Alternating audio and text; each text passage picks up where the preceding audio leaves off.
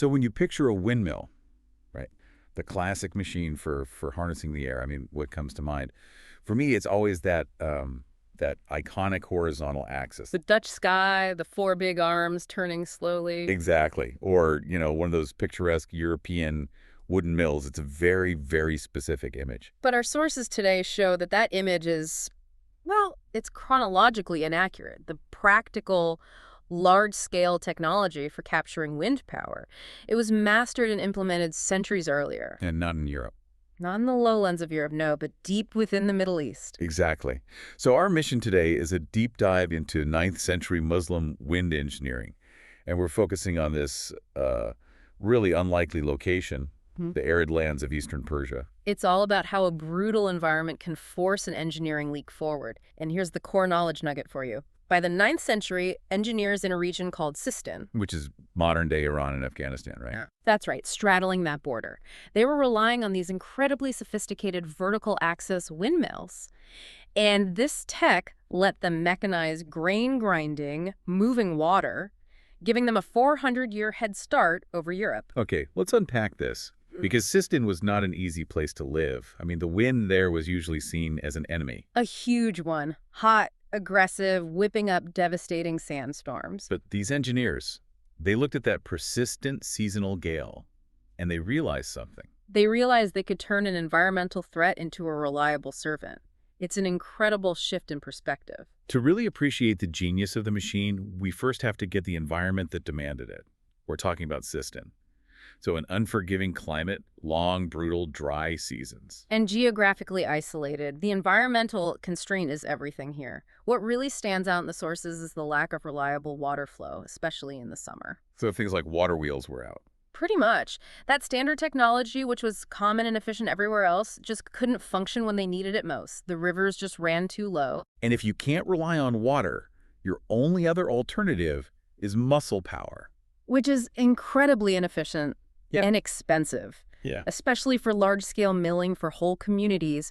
Using oxen or mules, it consumed resources, feed, water, time that were already so scarce it just kept communities poor. So water was failing them, muscle was too expensive. No. What unique resource did Sistan have? It had the 120-day wind. Okay. And this isn't just a breeze. We're talking a reliable seasonal gale that blew like clockwork every summer from north to south. Strong and predictable. Utterly relentless for weeks on end. And that consistency is the difference maker. It allowed the engineers to be hyper-specific in their design. Right. They didn't have to worry about a machine that could swivel or adjust to changing winds, like the later European designs had to. Exactly. They could build a mill perfectly suited for that one powerful seasonal direction. So this wasn't just abstract engineering. This was survival. Pure applied survival science.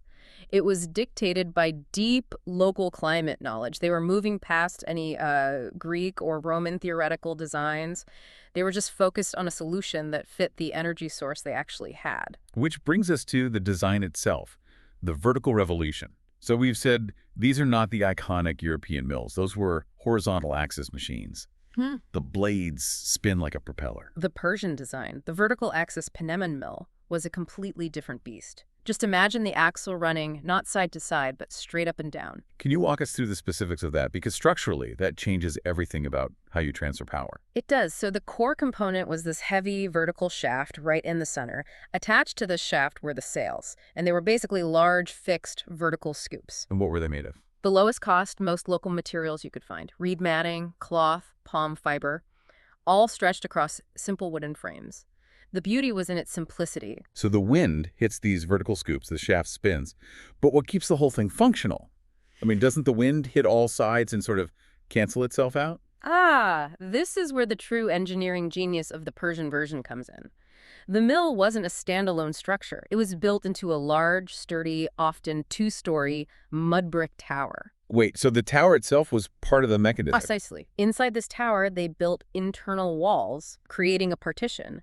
So the wind was channeled into only half of the structure. I see. So the 120-day wind, which always blew from the north, rushes in through these slits. And the internal wall shields the sails on the return stroke. So the wind pushes the sails on one side to get the rotation. While the shielded side can return against the wind with almost no drag, it's brilliant. It's like creating a continuous turbine casing. but using low-cost mud brick instead of complex machinery. And that adaptation is key. Mud brick is durable, it's thermally stable, and it's easy to maintain in that climate. It forced the predictable wind into a continuous rotation. No need for complex tracking or vanes. Here's where it gets really interesting. The practical output. Once you have this strong vertical rotation, how do you get that to turn a grindstone, which needs to spin horizontally? You need a gear system, something to change the axis of rotation by 90 degrees. And this is all wood. All wood. It was simple but robust. They used wooden gearing like crown and pinion gears. The vertical shaft would drive a big horizontal gear. The crown, which interlocked with a smaller vertical gear, the pinion, attached to the top of the grindstone. That is fantastic. A constant wind drives the vertical shaft. A simple wooden gear set transfers the energy sideways and turns the millstone below. The simplicity, the repairability, it all just screams efficiency. It kept costs low, operation constant, and if a sail broke during a gale, a farmer could fix it immediately with local reed matting. No need for a blacksmith. So this whole timeline we can verify is not just inference. Oh no, not at all. We have detailed primary sources from the Islamic Golden Age. We know these were foundational infrastructure, not just some isolated novelty. And which historians gave the eyewitness accounts? Well, the most notable early one is the historian and geographer Al-Masudi, who died in 956 CE. He traveled extensively and specifically described these windmills, noting their vertical design and their function in Sistan. And he wasn't the only one. No, centuries later, major geographers like Al-Damashqi and Al-Istaqri still recorded their common use. So what does that continuity tell you? It proves two things. First, that they were successful enough to be sustained for generations, and second, that they were seen as a standard, ubiquitous part of the region's infrastructure, like roads or canals. And that success meant the technology didn't just stay in Sistan. No, the sources show the design spread quickly across the wider Eastern Islamic lands by the 10th and 11th centuries. Where did it go? All over. Similar vertical designs started appearing across Afghanistan, into parts of Central Asia, Arabia, even Muslim-controlled areas of the Indian subcontinent. And this wasn't spread by conquest, it was. Commerce and academic exchange, precisely. Merchants, traveling scholars. They carried the technical knowledge, the schematics, the understanding of the gear ratios. They were transferring practical engineering solutions across a vast geography. So by the time Europe even started experimenting with wind power, the Eastern Islamic world had 4 centuries of practical, documented experience with these machines. Okay, so let's jump forward and look at Europe's late arrival to this party around the late 12th century. The sources note that when windmills appeared in, say, France and England, the design was fundamentally different. The horizontal axis, the kind we usually picture. And that difference is an excellent point of comparison, isn't it? Yeah. Why choose the horizontal axis, which seems more complex? Because Europe, unlike Sistan, does not have a 120-day wind. Right. Their wind is less predictable, it changes direction. Exactly. So their mills needed to be able to pivot and turn to face the changing breeze. The European design. It was a practical response to a different set of climatic conditions. But this does raise that question of influence. A very important one. I mean, medieval European writers rarely credited Muslim engineers, which, given the Crusades and the politics of the time, is understandable, perhaps, but the timing is undeniable. The appearance of widespread wind technology in Christian Europe happens after extensive contact with Muslim lands. Through Spain, Sicily, the Levant trade routes, the idea, the very concept of harnessing wind for large-scale production had been validated for centuries. And what's really fascinating is how this practical technology integrated into the spiritual and cultural life of the people in Sistan. Yes, for them, these windmills weren't just efficient machines. They became a symbol of faith and duty. What did they mean to people beyond just getting flour? Well, the sources connect this directly to Islamic philosophical concepts. The wind was seen as a provision from God, which required tawakkul, trust in divine providence. Okay. But that trust had to be paired with amal, the effort, the duty to use that resource wisely for the community. So it's a perfect marriage of faith and function. The engineering isn't just celebrated for being clever, it's celebrated for easing the hardship of daily life. And the societal impact was immediate. I mean, think about the burden lifted from farming families.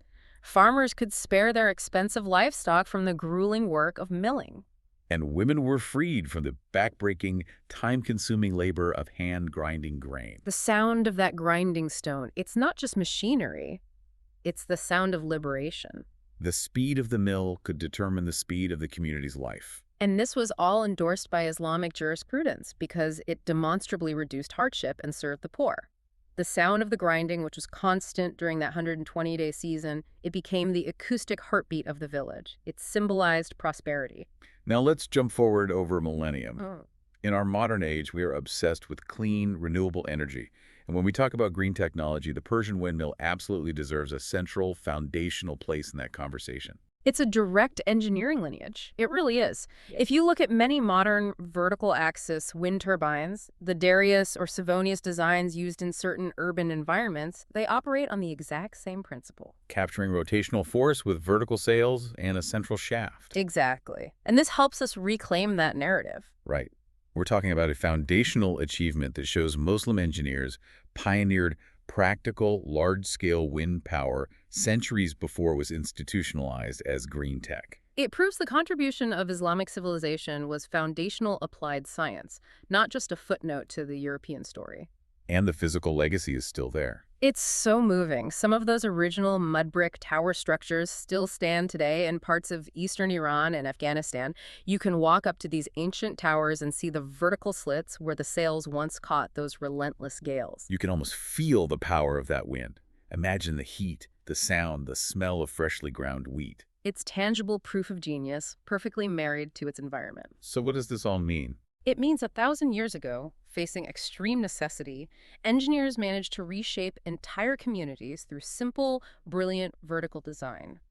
The story of the Sistine windmill reminds us that the best solutions are those perfectly adapted to their environment, and that ingenuity isn't limited to one culture or one era. That's a truly powerful look into the deep roots of applied science.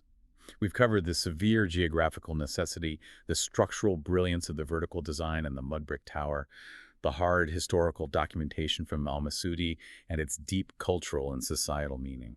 And here's a thought for you to mull over. While many of those original structures are now archaeology, they are not just ruins, they are living memory and historical credit waiting to be properly assigned. They force us to consider what modern innovations in energy and agriculture might look drastically different today if we consistently acknowledged and credited the foundational contributions often erased from our conventional histories. We might just find that the best solutions for tomorrow are hidden in the most effective designs from yesterday.